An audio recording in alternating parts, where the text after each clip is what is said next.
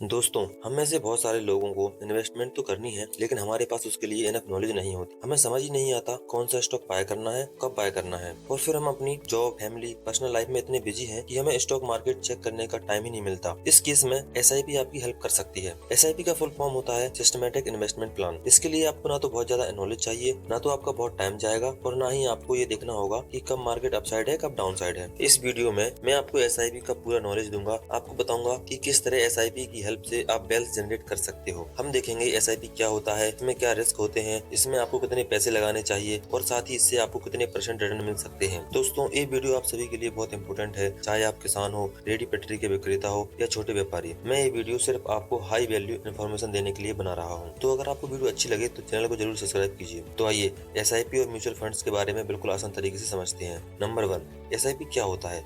SIP एक investment strategy है जिसकी हेल्प से आप म्यूचुअल फंड्स के जरिए स्टॉक्स में पैसा इन्वेस्ट करते हो, और आप एक एक्सपर्ट का सहारा ले सकते हो। आप अपने पैसे एक एक्सपर्ट को दे दो जो कि अपना टाइम और नॉलेज लगाकर आपके पैसे अच्छे से इन्वेस्ट करेगा। वो आपके प्रॉफिट्स का कुछ हिस्सा अपने पास रख लेगा और बचे हुए प्रॉफिट्स आपको दे देगा। और अगर आपको लॉस होता है तो आपको कुछ नहीं देना होता। और अधिक जानकारी के लिए आप उस म्यूचुअल फंड के रूल्स एंड रेगुलेशंस पढ़ सकते हो। सबसे पहले तो जब आप एसआईपी स्टार्ट करते हैं तो आप एक फिक्स अमाउंट को हर महीने म्यूचुअल फंड्स में इन्वेस्ट करते रहते हो। मान लो कि आप 3000 की एसआईपी करते हो तो आप अपने अकाउंट में ऑटो डेबिट लगा सकते हो, जिससे हर महीने आपके अकाउंट से 3000 रुपए कट के आपके एसआईपी में ऑटोमेटिक इन्वेस्ट होते रहेंगे। एक बार आपने अपना एसआईपी सेट कर दिया तो बस अब वो हर महीने आपके अकाउंट से डेबिट होता रहेगा, और आप आराम से अपनी जॉब या बिजनेस पर फोकस कर सकते हो। नंबर 2, कौन सा म्यूचुअल फंड बेस्ट होता है। तो बेसिकली म्यूचुअल फंड्स दो तरह के होते हैं, एक्टिवली मैनेज्ड फंड्स और पैसिवली मैनेज्ड फंड्स। जैसा कि आप नाम से ही समझ गए होंगे, एक्टिवली मैनेज्ड फंड में एक फंड मैनेजर अपनी नॉलेज और मार्केट के मूवमेंट के हिसाब से पैसे इन्वेस्ट करता है। दूसरी तरफ पैसिवली मैनेज म्यूचुअल फंड्स में आप खुद अपनी रिसर्च करके इन्वेस्ट करते हो और उसे 15 से 20 साल के बाद ही निकालते हो। पैसिवली मैनेज म्यूचुअल फंड्स को इंडेक्स फंड भी कहा जाता है। इन म्यूचुअल फंड्स में आप देश के टॉप 50 कंपनीज में पैसे लगाते हो। इंडिया के इंडेक्स को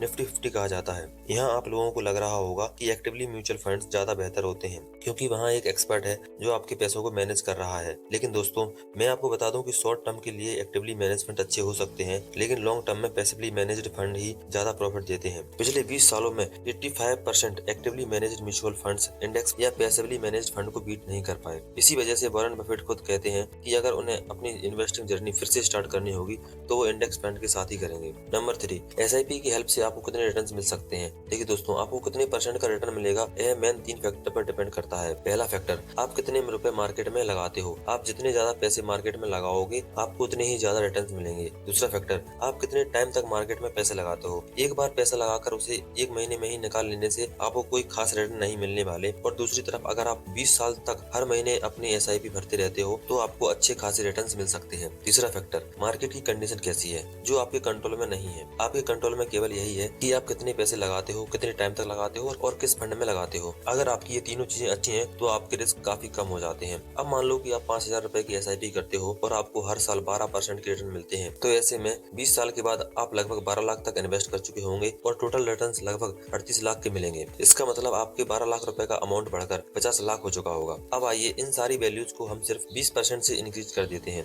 मान लो कि आप 5000 की जगह 6000 रुपए हर महीने इन्वेस्ट करते हो और 20 साल के लिए नहीं बल्कि 24 साल के लिए पैसे लगाते हो, और रिटर्न अभी भी आपको 12% ही मिल रहे हैं। तो इस केस में हमें कितने रिटर्न मिलेंगे। अब आपका टोटल इन्वेस्टेड अमाउंट लगभग 17,28,000 है, लेकिन रिटर्न आपको लगभग 83 लाख तक मिल रहे हैं। फर्स्ट केस में जहाँ आपको सिर्फ 38 लाख का रिटर्न मिल रहा था, लेकिन आपने अपनी इन्वेस्टमेंट अमाउंट और इन्वेस्टमेंट टाइम पीरियड को जस्ट 20% ही इंक्रीज किया, लेकिन इससे आपके रिटर्न्स में लगभग 125% मतलब डबल से भी ज्यादा हो गए। यह है कंपाउंडिंग का पावर। आप थोड़े पैसे ज्यादा लंबे टाइम तक मार्केट में इन्वेस्ट करोगे तो आपको बहुत ज्यादा रिटर्न्स मिलने वाले हैं। नंबर 4, एसआईपी में इन्वेस्ट करने से पहले कौन सी बातों का ध्यान रखना चाहिए। जैसा कि हमने पहले देखा कि एसआईपी में अगर आप ज्यादा पैसा ज्यादा टाइम तक इन्वेस्ट करोगे तो आपको ज्यादा प्रॉफिट होगा, लेकिन आपको यहाँ ये जानना होगा कि टाइम का ही सारा खेल है। टाइम पैसे से ज्यादा इम्पोर्टेंट होता है। मतलब अगर आप थोड़े से पैसे ज्यादा टाइम के लिए लगाओगे तो आपको अच्छे प्रॉफिट्स मिलेंगे, लेकिन अगर आप बहुत ज्यादा पैसे थोड़े टाइम के लिए लगाओगे तो इससे आपको कुछ खास फायदा नहीं होगा। मैंने अपने दोस्तों की एसआईपी जबरदस्त शुरू करवाई कि यार तुम शुरू करो, 20 साल बाद मुझे थैंक यू बोलोगे। तो आज मैं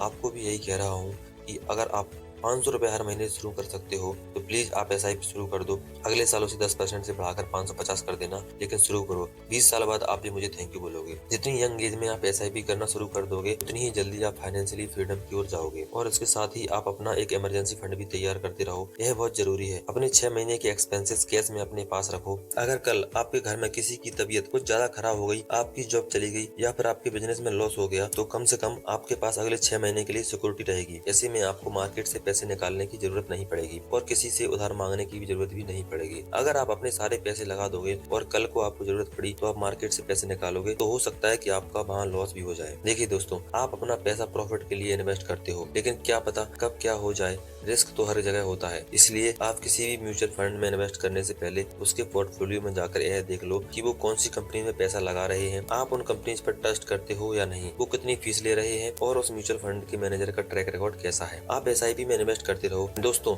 सबसे इम्पोर्टेंट है आप जितनी जल्दी पैसे इन्वेस्ट करके उन्हें जितने ज्यादा टाइम तक मार्केट में रखे रहोगे, आपके पैसे उतनी तेजी से ग्रो करेंगे। इसलिए परफेक्ट मूवमेंट का वेट मत करो, आज ही SIP में इन्वेस्ट करना शुरू करो। मेरा सजेशन आपको यही रहेगा कि आपकी जो भी इनकम है उसका कम से कम 10% तो आपको इन्वेस्ट करना ही चाहिए और उस इन्वेस्टमेंट को आपको हर साल 10% से बढ़ानी चाहिए। यानी अगर आप हर महीने अभी 1000 रुपए इन्वेस्ट कर रहे हो तो अगले साल उसे 10% बढ़ाकर 1100 करना चाहिए। ऐसे में आपका इन्वेस्टमेंट अमाउंट भी बढ़ता जाएगा और आप जितने लंबे टाइम तक टिकोगे उतना ही ज्यादा मार्केट प्रॉफिट निकाल पाओगे। तो दोस्तों, आशा करता हूँ आपको वीडियो अच्छी लगी होगी और फाइनेंशियल नॉलेज को बढ़ाने के लिए हमें कीजिए सब्सक्राइब और कमेंट कीजिए नेक्स्ट वीडियो। मिलते हैं नेक्स्ट वीडियो में।